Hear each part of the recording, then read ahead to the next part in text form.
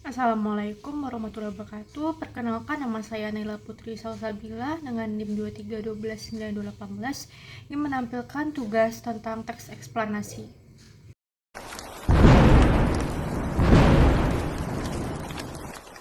Bagaimana cuaca di rumahmu saat ini? Apakah turun hujan seperti ini? Berbicara mengenai hujan, tahukah kamu bagaimana proses turunnya hujan?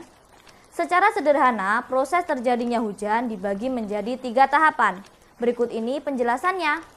Yang pertama adalah evaporasi. Evaporasi merupakan proses penguapan air yang ada di permukaan bumi, baik di daratan atau di perairan. Penguapan tersebut terjadi disebabkan oleh adanya suhu panas dari bumi. Uap air selanjutnya akan mengumpul menjadi awan. Ketika suhu semakin panas, maka semakin banyak air yang menguap. Tahapan kedua adalah kondensasi. Proses ini terjadi ketika evaporasi naik ke atmosfer kemudian mengembun. Proses ini menyebabkan terbentuknya partikel es. Setelah itu, partikel-partikel tersebut akan mendekat dan membentuk awan.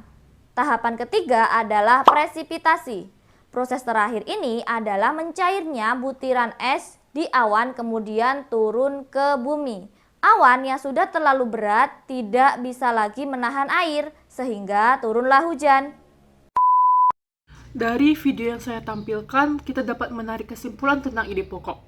Ide pokok dari video yang diberikan adalah menjelaskan proses terjadinya hujan, yang terdiri dari 3 tahapan utama. Yang pertama, evaporasi, proses penguapan air dari permukaan bumi, baik dari daratan maupun perairan, yang terjadi akibat suhu panas.